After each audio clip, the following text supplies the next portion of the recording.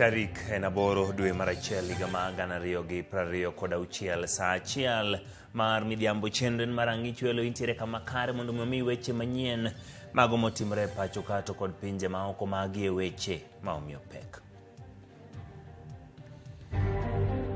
Umesikia vile alisema hata kubali ODM ikufe, atasaidia na nguvu yake yote.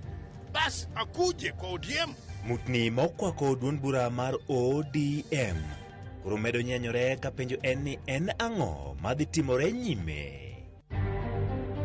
Na nimepata kwa wall wameandika no vacancies in grade 10. The government does not allow us to issue admission letters. Okum jonyuol pod yuago peke okenge mag temo manyo skul ne nyithindgi moteo ne yepo mar grade mar 10 ka thuolo mar wilo skunde bende koro dhi karumo. Kane wachopo to wayudo ka thuolo dio diel chama koro osenege makoro onge ngimane. Wasebedo ke monjo wa gi le mag bungu kaka rao gi nyielo. Jopiny malambwe yogo medruok mar le mag bunge alworano katinende inego ngielo monego diel e gweng' ma Soklo.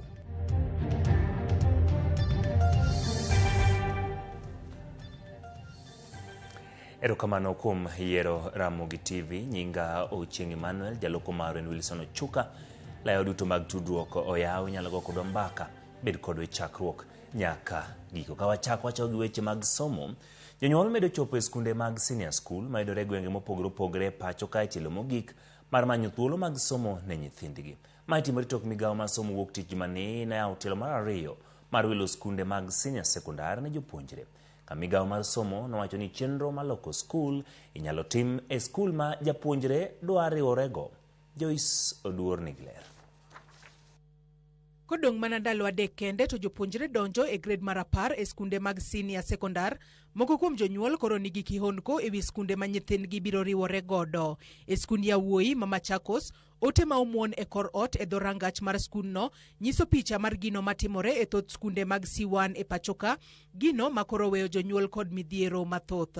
Jonyuol wacho ni negi chopo e skunde go kinyi to chunygi ok bitho nyaka giyud duoko kuom japuonj maduonga. Nilikuja hapa Monday nikaleta barua results za mtoto wangu.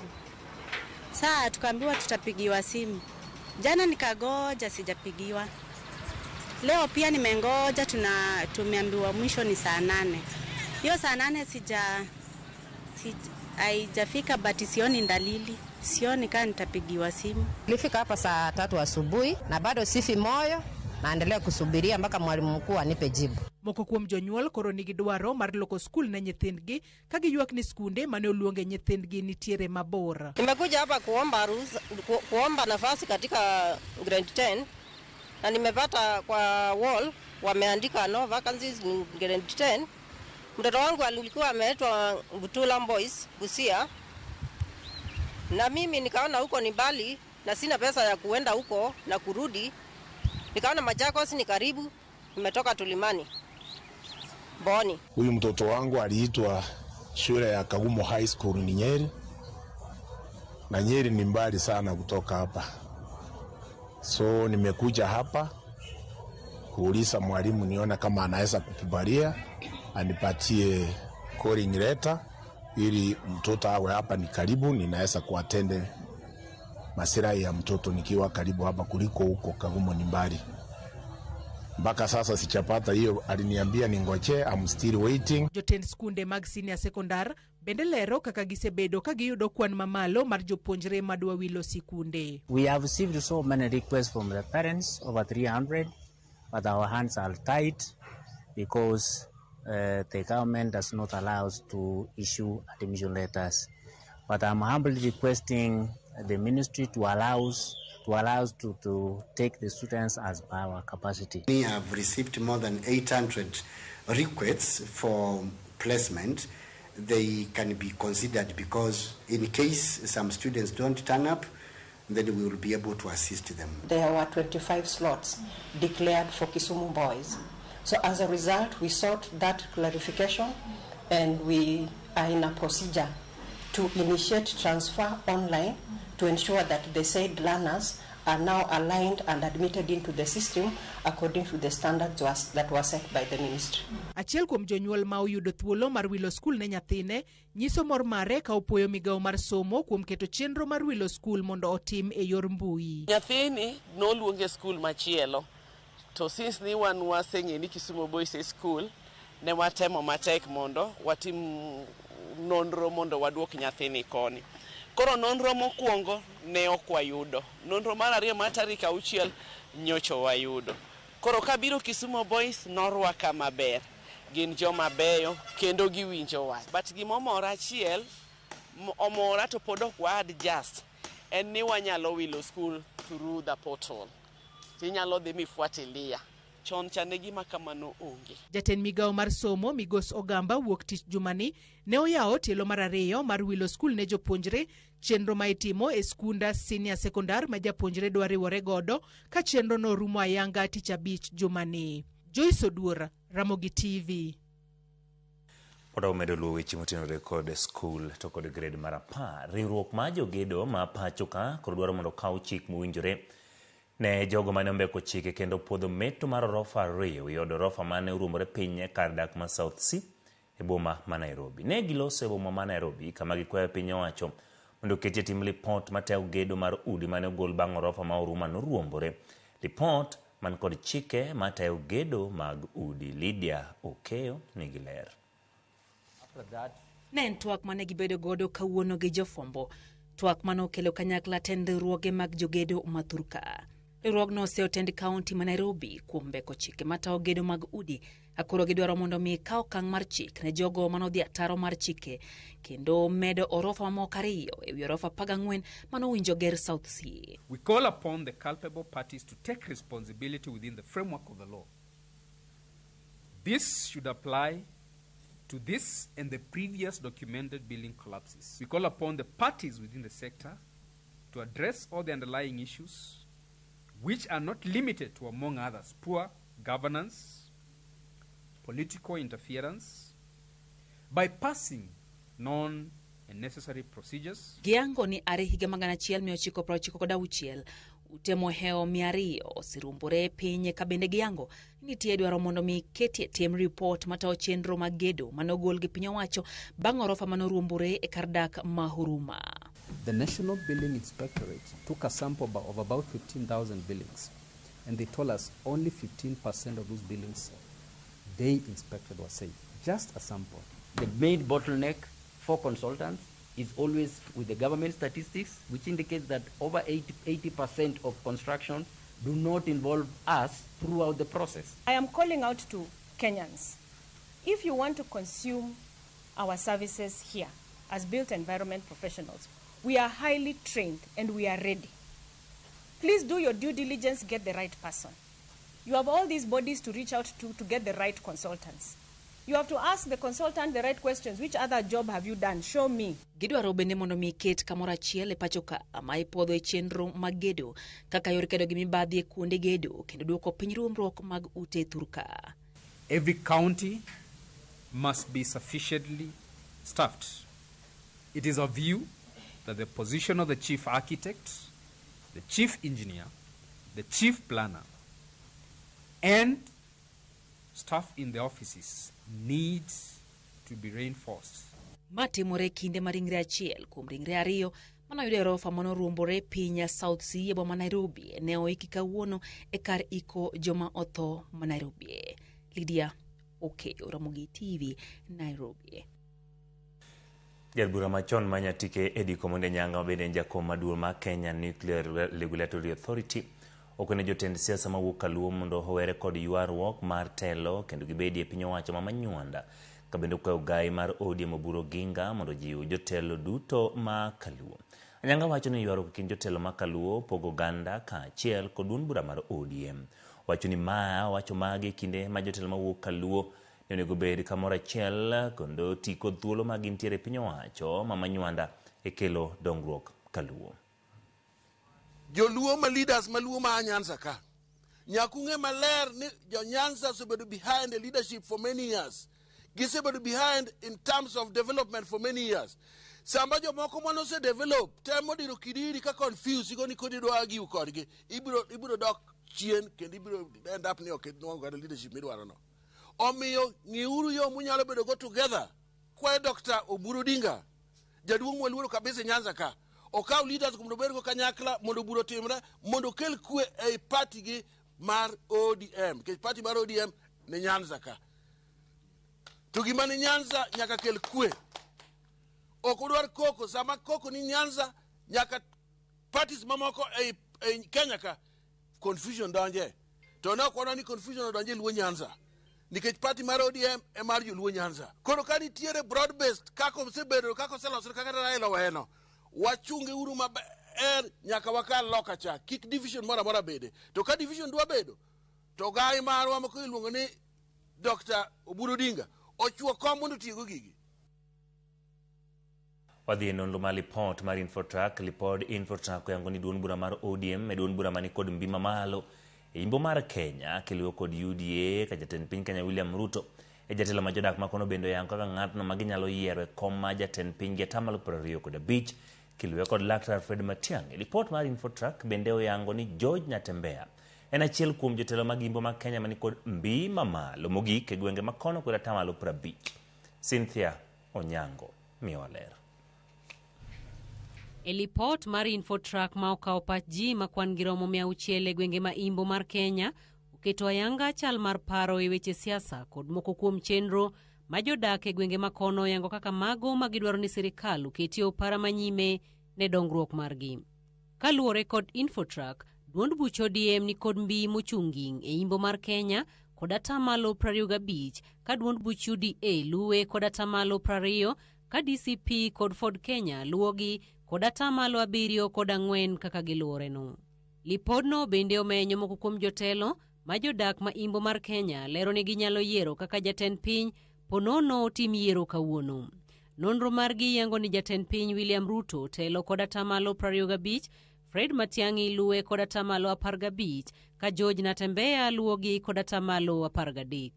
Kaluwore kod Infotrack, jodak ma imbo mar Kenya olony kod George Natembeya kaka jatelo mani kod mbima malo kendo ni kod nyalo mar tayo chenro mag siasa e gwenge makono kod atamalo 50, Musalia Mudavadi ni kod atamalo 32, jagoro mar duond buch ODM Edwin Sifuna luwe machiegni kod atamalo 31, ka jotelo mamoko magin Moses Wetangula ni kod atamalo 29 ka Wycliffe Oparanya ni kod atamalo 14. Lipodno lero ni kaluwore kod oganda jo Abaluya e ywaruok mar Kingpin kod Queenpin, George Natembeya otelo kod atamalo 36, Musalia Mudavadi kod atamalo 18, Moses Masika Wetangula kod atamalo 14, Wycliffe Oparanya kod atamalo 8 ka Edwin Sifuna limbo machiegni kod atamalo 5. Atamalo 35 mar oganda jo Abaluya bende olero ni gisiro jotelo maketo sirikal tesri, atamalo 26 siro sirikal, atamalo 24 dwaro winjruok manyien e kindgi kod jotelo mantie sirikal eka gisirgi lwedo, ka atamalo 9 nyiso chung' margi giwegi. Infotrack wacho ni oganda Abaluya dwaro ni bera peini, duok chien pek mar ngima, ber chirni mag mwandu mawuok e puothe, chier kembe sukari, ber chenro mag thieth, jiwarita kod chenro mag somo e gwenge makono, dwaro magikwayo sirikal mondo ketie maino. Cost of living at 17% as an issue. Market for agricultural produce 12%. Revival of the sugar industry at 11%. Healthcare services 10%. Youth employment 9%. Education and TVET institutions 9%.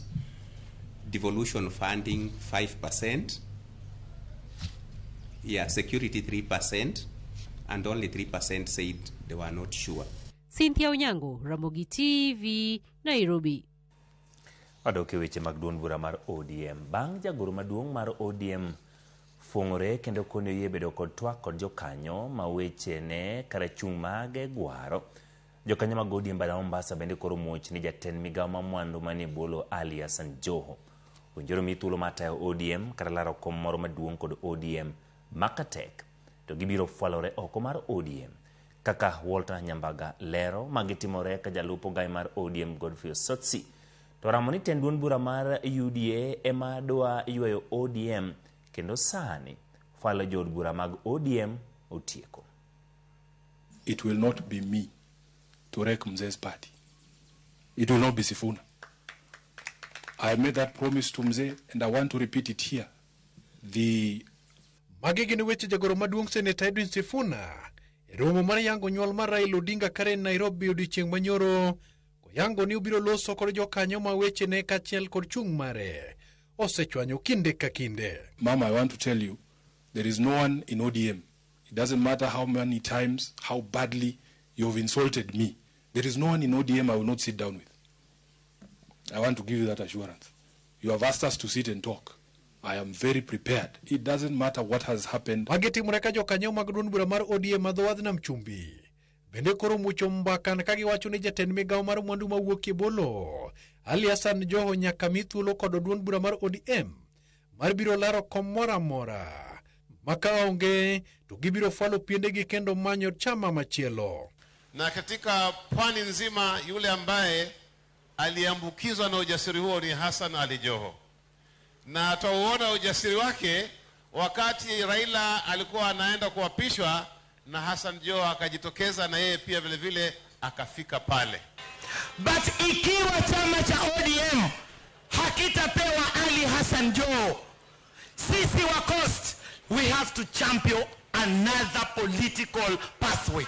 Janom siasa Charles Omwamba to kod John Opio okone magitimore nikech ogai mar ODM mane jokanyo miyo luoro osenindo e kendo jal magayo gi onge to mano mapako jodito ema odong'. Inwang'o ka ji ne ntiere i pati ka to ng'ato nigi paro ne mopogore, to inwang'o ka seche ma baba ne ntiere en manoriwo jogi te kanyakla achiel.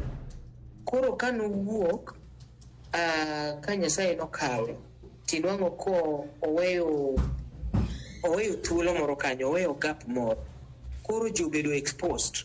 Koro inwang'o ni gini jogi nyaka ywari aywara mama is normal mwaneno ni. Koro ka mondo gichaki yuda ne tiende maber, mondo gibed kanyakla, gibed piny, to giwuo, to ging'e ni to koro chama ni mawan godo ni ere kaka odwa tere mbele. Bati ng'ama nyocha ji oluoro malo kito. Koro sani nikech ng'ano onge, ng'ato ka ng'ato paro ni kien onyalo timo gigene. Koro en adieri ni gipimre nguvu e ODM kae. Ane machando ji. To of course kisabedo jasiasa jok mapaki to nitiere. To onego bed ni bende idok achien ting'ien kata ji paka to be nyalore.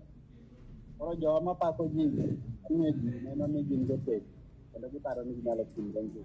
Jalup ogai mar ODM Geoffrey Osotsi korka kore to okoni gisefwenyo ni duond bura mar UDA to kod tende ema wuoyo duond bura mar ODM ka tarik 6 mar dwe ni magawa moro e kaunti ma Kakamega buche nyoti mar lombo jood bura mag ODM kod MCS kiwuondogi ni ODM kod UDA ni e riwruok.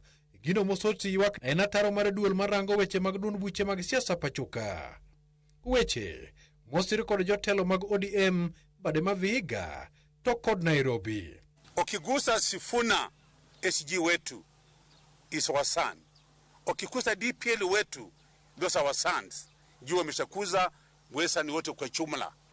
Mheshimiwa Eddie Okech maen senator ma Migori nyore ka iyudo tele senator ka iriki bedo senator ma Migori jatelo mbunge wa Suna East West Junet Mohamed waluoru jowadwa ma wantie Western Region nikech gisechung kodwa e ODM kuom muda mang'eny.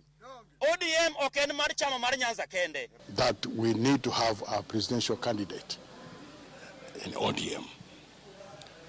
And they are also looking for that. It was good that I didn't know that James Orengo wants to be a presidential candidate in ODM. Also, Sifuna wants to be also a presidential candidate. Ruth also said she's ready. So even what I said there, even Joho, if he's ready to go for nomination, those other leaders will come together and go for a nomination of ODM. Jokanyo jiw mondo manyore mag tiyo kachidh nade e kindgi. situation ma wantiere sani mar ODM en the same situation mane wantiere go before Kenya. Josiasa wan go mang'eny to majority of them ok in discipline enough mondo ging'e ni history board treat them very bad. Nyaka wawit baba nyaka sani ODM pok owuoyo gi duol achiel kaka mar party. Ibiro yudo ka party leader wacho koni, secretary general wacho koni, members mai party be wacho gimopogore. Koro gima an kikora ni naneno ni jo ODM ne nyalo timo mondo gibed piny ODM magi nyithinde onego luong stakeholders te manie party mar ODM mondo bed godo piny. Walter Nyambaga, Ramogi TV. Jatend piny Kenya William Ruto yango tielo mar ariyo ma chenro mar nyota e gwenge mag Eldoret County ma Uasin Gishu. Okoro were mabiro yudo omenda makamano mondo tigodo e yo makare kaluwore ni en mich ma piny owacho biro chulo e loge. Kaluwore gi migawo mochung'ne riwruoge mag saka kod ni matindo maromo were 50,000 mawuok e counties 27 biro yudo shillings 22,000 ng'ato ka ng'ato. Kowuok kuom chenro mar nyota, Sharon Ong'ao Mioler. Koloso e kinde mano yango tielo mar ariyo mar chenro mar nyota e gwenge mag Eldoret. Jatend piny okwayo rowere mabiro yudo omenda makama mondo tigodo maber. Mkitumia hiyo pesa vizuri, mtapatia nafasi our stakeholders, watu ambao tunashirikiana na wao, tuweze kuongeza pesa hiyo mara ingine, ndio vijana wengine wapate nafasi ya kufaidika na usaidizi kama vile nyinyi mumepata usaidizi. Omedo ni omenda ni ene chiwo mag jo Kenya ne rowere. Chiwo ma piny owacho biro chule lo rowere mabiro yudo omenda go. This is a grant from you, from the people of Kenya.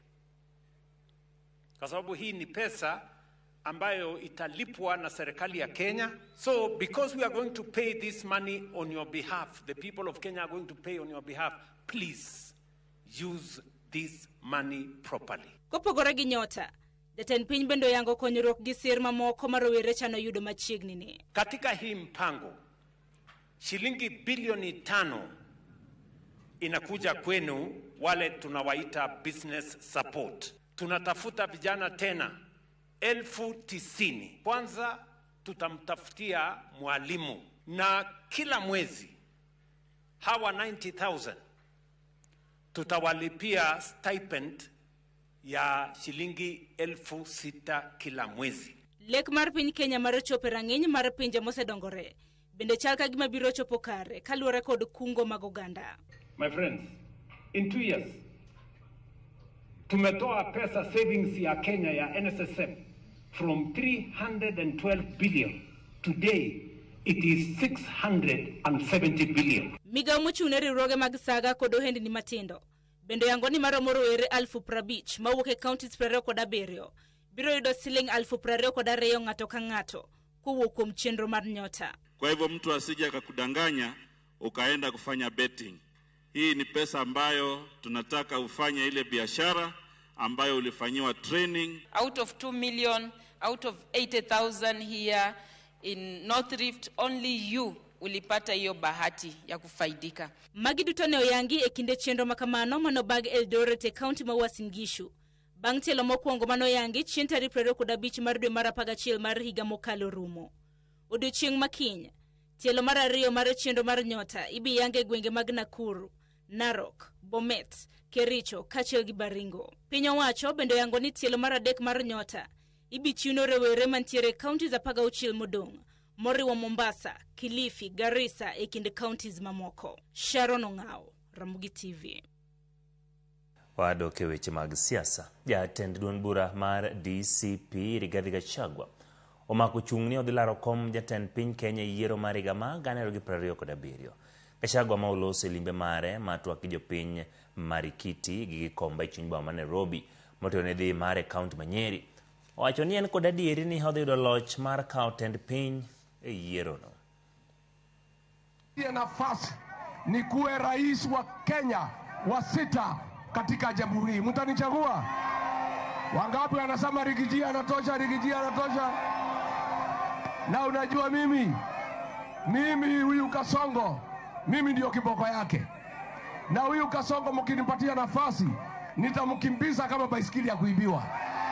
Najua tulipata hasara, tulienda harusi na gari ya mtu mwingine. Kufika kwa mtu akatuambia tushuke. Sasa sisi tumeunda chama yetu ambaye tutatafuta nayo serikali, ambaye itakuwa na wabunge ya kutetea nyinyi. Chama chetu mpya inaitwa DC. Kisema mambo ya Singapore, asijibiwa na mtu yoyote. Mimi nataka akiongea mambo ya Singapore tunamchekelea. Si ndio? Mnajua kucheka? Mnajua kucheka? Ya kwaramogi tok report mag Singapore gi DCP wadhi e yweyo wa mokwongo kikiri mabor pod wantiere kod mathoth moikoni e chenro mar ang'echwelo.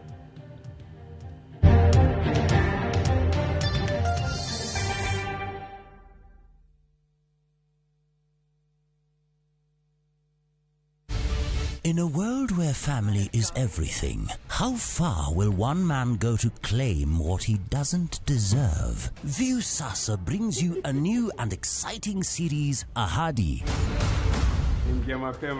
After years of lies, Hans, and often returns home, but the truth he's hiding could destroy everything. Nataka ripoti ya Hans pamoja na mkewe. Will he inherit the riches or face a bitter reality? Anatokea mtu pasipojulikana, anakabidhiwa hii ofisi.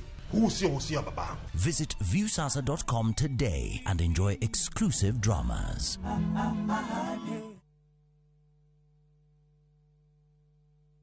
Chakre dona mlulwe, nyaka enderni mag boma maduong. Pesa ka pesa nigi sigande. Kae en kardak mar joloko hala. Growth wa mostly bedo attributed to consistency and hard work. Kokalo kuom jo ohala manyiso rieko margi e ohala mopogore opogore. Ka gima nyaka kuong ing'i en location kamidwa kete dukano. Wapuonji timo ohala okang' kokang', kaka ilose, kaka ipidhe modongi, nyaka kaka irite mondo odagi. Siri mar business wane gimomiyo osebudho kabisa eni itiye gadier. Kae, kama timo gik moko gi kinda, romo gi rieko, kod lek mabedo adiera. Watemo choko artifacts mag luo, to watiyo kod gas decoration e ot ka. Ohala gi mwandu, gi Cleophas Oluoch, tich ang'wen, saa 1:45 otieno. Kik bai.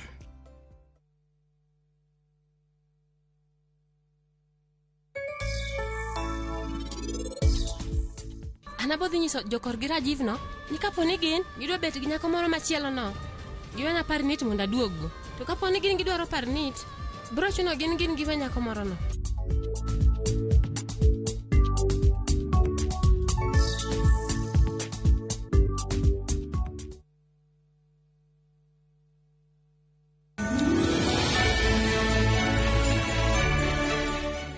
Yes, Nyakaramogi Ajwang'.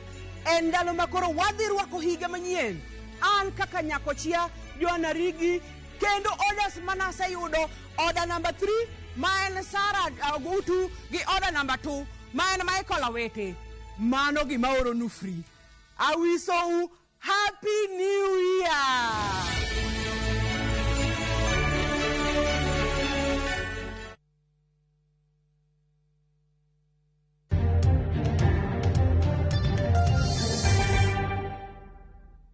Erokamano kuom medo kete e Ramogi TV. Piny owacho koro timo lokruok ne aput manochuogi manorang chudo ne joma noyudo hinyruok e kinde ng'anyo, kendo koro gibedo gi ting' mar ng'ado rieko ne jatend piny Kenya William Ruto kaka inyalo ta chenro makamano. Lokruok makamano oket ayanga okadho oboke moyiedhi ma piny owacho ma tarik 5 dwe mar achiel higani. Bende apudno chwal thuolo margi ma tich nyaka ndalo 180 kaka Irfinya Kidi miyo ler. Tarik 25 dwe mar 8 higa mokalo, jatend piny William Ruto kokadho oboke moyiedhi mar piny owacho nochuoga put matayo chenro machulo jogo manoyudo midhiero e kinde ng'anyo kod mago mawedegi bende noyudo midhiero e kindego chakre higa 2017. Oboke makamano noyango ni apudno ne idhi ta kod Makau Mutua kod jatend riwruoge okinde pacho ka Faith Odhiambo kaka jalupne kendo nowinjore ti kuom ndalo 120. Kata kamano, Faith Odhiambo noduogo gwetao bang'e kendo kare nokawo kod Clarice Oganga masani en jakom mar riwruok mochung' ne ratich oganda pacho ka KNCHR. Tok chuga pudno, bura nochwale doho kendo jang'ad bura Edward Muridhi ma doho mamalo ma Kerugoya nochiwo ng'eto ni apudno ne ok nyal chako tich nyaka kanyo mawinj bura makare. Bende nochiwo chik ni duol marango ratich oganda KNCHR ema nigi ting' matele chenro makamano. E oboke moyiedhi mar piny owacho ma kawuono, oyang ni ting' mar apudno koro biro bedo mar ng'ado rieko ne jatend piny William Ruto ewi kaka chudo ma jogo manoyudo midhiero owinjore tim. Matok yudo lipot ewi chenro makamano kowuok kuom duol mar KNCHR. Bende thuolo matich ne apudno ochwal kuom ndalo mamoko 180 kochakore kawuono kendo oyang ni gibiro tiyo kaluwore gi chike mag katiba kendo tiyo kachiel gi apisas mag piny owacho kama dwarore. Kopogore gi Makau Mutua kod Clarice Oganga motelo ne apudno, jokanyo mamoko gin kaka Jerusalem Wathime, Richard Bano, Duncan Okello, Rafael Ngetich, Duncan Ojwang, Fatuma Kinsi, Francis Moraya kod Pius Meto e kind mamoko. Efinya Kidi, Ramogi TV, Nairobi. Wadhi lipot ma osebede gwenge mopogore opogore e giko higa mokadho gi chak higani. Jopiny e gweng' ma Soklo e location ma Lambwe East, Suba North County, Mama Bay nonego ng'ielo mane omonjo kendo nego diel mar achiel kuomgi e bungu moro manie gweng'no. Jopiny go ywago medruok mag ng'ielo kod le mamoko mag bunge mamonjo kendo inyo jambgi kod le mamoko magipidho e miechgi. Ali Abich miwaler. E gweng' ma Soklo manie location ma Lambwe East ka chudo bura ma Suba North, jopiny obedo gi tich matek mar nego ng'ielo magiwacho ni osebedo ka monjo kendo nego jambgi kaachiel kod le mamoko magipidho e miere. Chuny odiechieng' e kinde ma jatij wuon puodho ma ong'ere ni Kisaka Farm ne dhi nyime gi lago diek e bungu moro manie gweng'no. Ng'ielo mane opondo e bunguno ne oliwo achiel kuom diek mane olago ma ochwe monego dielno, kaka ilero gi maneja mar puodhono Kennedy Otieno. Mane wakwayo diek to bwana mane kwayo gi nobet gi malo matin. Koro owinjo ywak mar diel achiel. Koro kodhi ng'iyo to yudo ka diek jowetegi ne mana alwora kanyo. Koro kotemo ng'iyo to yudo ka diel moro machielo wuok e bungu, to bungu kanye mane ng'ielo no nitie. Koro iluongo dhano, koro oluongowa maka ne wachopo to wayudo ka thuol osediyo diel chama koro osenege. E kinde ne mane jogweng' ne oyuoro ma onego ng'ielono kapok ne omuonyo diel mane onegono, kendo bang'e to ne gichiwo milome ne apisas mochung'ne rito le mag bunge tok kane gisenego ng'ielono. Jopiny go ywak ewi ng'ielo magikoni thoth e alworano kendo osebedo ka monjo kendo nego jambgi kaachiel kod le mamoko magipidho e miere. Koro wakwayo sirikal mondo konywa kabisa mondo nikech gisehinyowa ginego ka guogi diek, koro ok inyal pitho kata maber. So kinyalo kaw gi mondo tergi kuonde ma inyalo negie gi joma chulo pesa. Wasebedo ki monjowa gi le mag bungu kaka rao gi ng'ielo to gi thuonde machalo kobra gi paf ada. Sirikal kupitia KWS gisebedo ka gilimo waka to yudo legi mondo giyudgi sama gibiro ok giyudgi. Wawuotho kodgi otieno mangima ma piny ru to kata rao kata chiel kata chieng'no kata ywak rao ema onge. Omiyo wakwayo sirikal ni gisik ka gikonyowa kabisa mondo wabed gi lwasi maber, nikech ka watege mana wach mar pur to wagone giro kamana yani sasa ma ywak to gibiro. Apisas ma KWS mane otimo limbe gweng'no ne okawo ng'ilono bang' ka jopiny ne osenege, kendo jatend KWS e kaunti ma Homa Bay Jackson Kibor ne okoni wuon diel ne biro mi chudo makende bang' ka giseluwo chike te madwarore, kama ne okwayo jopiny mondo obed ka chiwo negi milome wang' sa ka gineno le makamago ma okawo okang' mar negogi. Well, I advise him on the process to get the compensation, because that was a clear case of python killing a colt. And for the other general farmers, if they see or they sight a python, they can call us, contact us, and then we'll go and trap it and take it to Roma National Park. Ali Beach, Ramogi TV, Homa Bay. Aparo ni kinde ma piny liet kendo chiemo bende nok omiyo thuondi gi wuok kuonde ma giponde ka gin bende gimanyo. Riwruok mar lakteche ma KMPDO olando chako timo pede ute thieth duto ma pacho ka mariango nonro mar lakteche matiyo e Kenya kowuok e pinje maoko. Osara ma ute thieth miyogi kaachiel gi nono ka bende chutho Girito chike kendo gin kod obok ma yiene gitiyo e pacho ka. Kaka Judith Omondi lero, ma biro mana bang' migawo mathieth bende golo oboke mayango ni ok gibiyie chiwo lesen mar tich ne lakteche mawuok oko mana kapo ni nitiere rem e piny Kenya.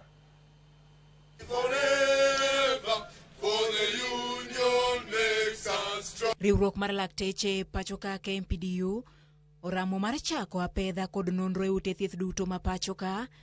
Nonro machano yango kwan mar lakteche matiyo Kenya to wuokie pinje maoko, rang'iny mar lony margi kaachiel gi yango osara ma ute thieth ma pacho ka chulogi.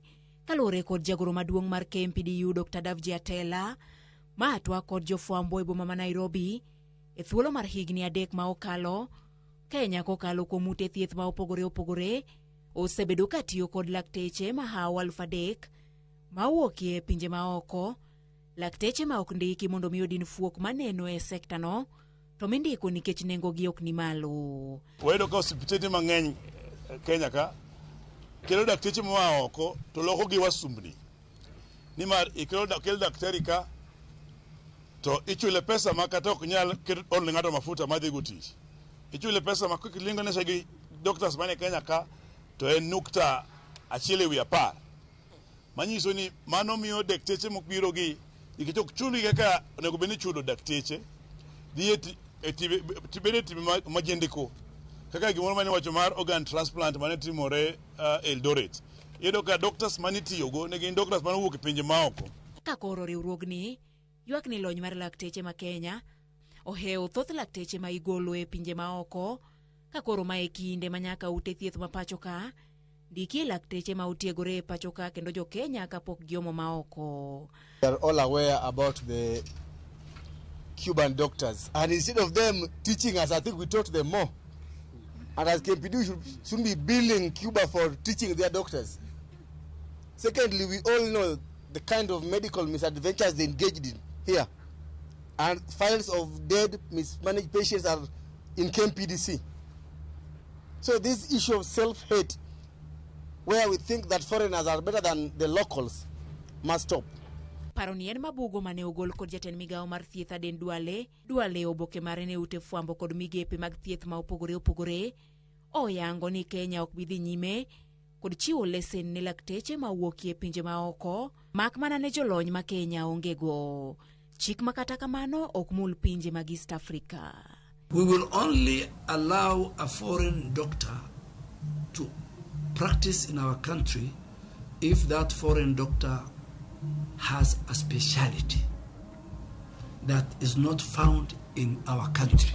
Chike ma Kenya ka wacho ni sama hospital ndiko ji advance nyaka gol maler manyiso ni skills mindiko no onge Kenya ka. Koro mano osbedo ka ikadho.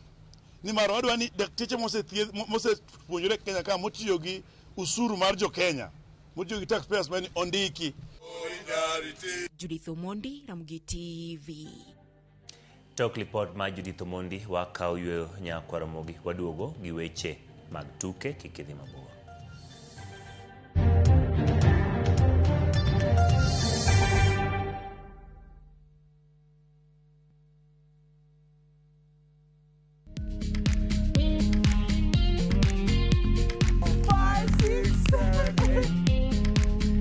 For all matters health, watch Ndakitari in Kikuyu, Penj Laktari in Luo, and Uliza Daktari. Hivi viharusi vinatoka upande wa roho, wa moyo. Uthiririo horo wa wellness check-up.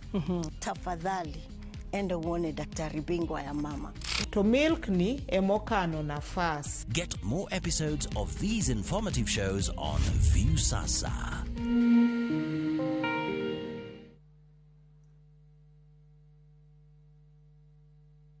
Chakre dona mlulwe, nyaka enderni mag boma maduong. Pesa ka pesa nigi sigande. Kae en kardak mar joloko hala. Growth wa mostly bedo attributed to consistency and hard work. Kokalo kuom jo ohala manyiso rieko margi e ohala mopogore opogore. Gima nyaka ikuong ing'i en location kama idwa kete dukano. Wapuonji timo ohala okang' kokang', kaka ilose, kaka ipidhe modongi, nyaka kaka irite mondo odagi. Siri mar business wane gimomiyo osebudho kabisa en ni itiye gadier. Kae, kama timo gik moko gi kinda, romo gi rieko, kod lek mabedo adiera. Watemo choko artifacts mag luo, to watiyo kodgi as decoration e ot ka. Ohala gi mwandu, gi Cleophas Oluoch, tich ang'wen, saa 1:45 otieno. Kik bai. Teke na Wigo Boda. Chanua Jam, fika on time at the lowest charges in town. Wear helmet and ride in style. Ni safi, ni safe, na ni easy kwa mfuko yako. Wigo, your trusted ride. Download the app now. Ama SMS Wigo to 20425. You'll fike right on time. Wigo, your trusted ride.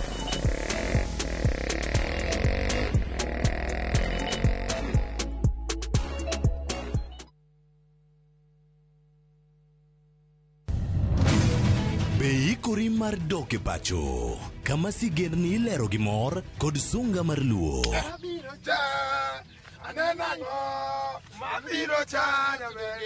Chakre weche hera mamulo chuny, anyuola, timbe machon, nyaka sigendni madongo mag kit anyuolawa mapakowa. Magi ok gin mana sinema, magi gin sigendni magwa. Ka ok mana chikni, emomiyo koro sani wabedo kaka familia. Kar nyamerwa Dhok ma wawacho, koko mag nyierowa, kit luo kod sigendniwa nenore ayanga.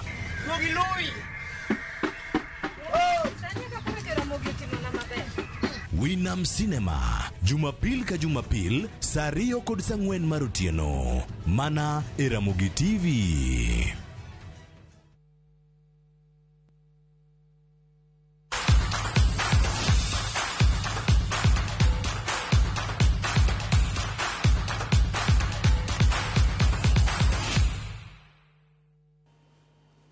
Machiegni jakom timba dhula mag Gor Mahia Ambrose Rachiero yango ni timba dhula mag Gor Mahia biro yudo seche mamoko mag jotugo manyien mabiro riwore kodgi e dirisa ni mar ng'eyo jotugo moyaw gi kindeni. Rachiero wacho ni osegolo chik ne kocha mondo yang kuonde mafuok nitie timno mondo Gor okaw okang' mapiyo. Mago yango tok Gor ne yudo seche ma jatugo Dwang tok Osino Mundi ne wuok e timno kadhi e pinje maoko. Gor Mahia namba 2 mesa mar lig ma pacho ka gi points 26, point 1 tok AFC Leopards motelo e ligno.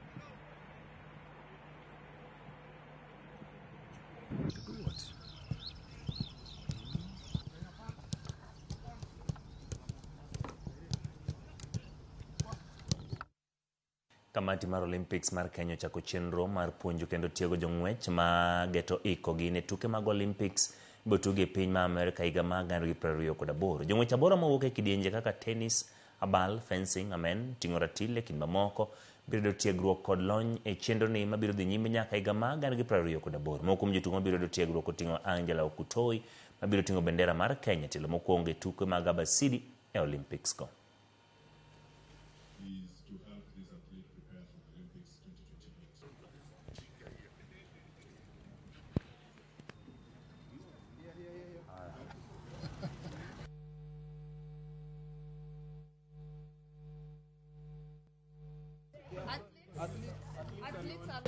First of all, I'm really happy to get this scholarship twice, and delighted first of all, and thanks to IOC, NOC, and my federation for believing in me for the second time. And I know this scholarship is going to help me towards preparation to LA 2028. But being given this second chance means that they have seen the potential and they have entrusted me to take shooting to the next level and to take shooting in Kenya and place it on the world map. I'm really grateful.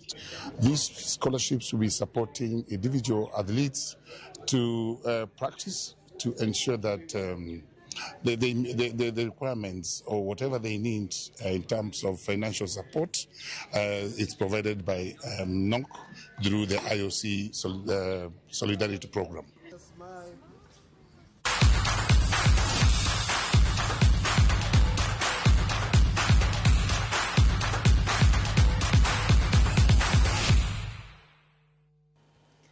Maine mukelegi komami weche manyien moikoni chenro mara angi chwelo rom kendo koromo sadek chenro maro imore nyinga Ochieng Emmanuel jaloko marwa nen Wilson Ochuka.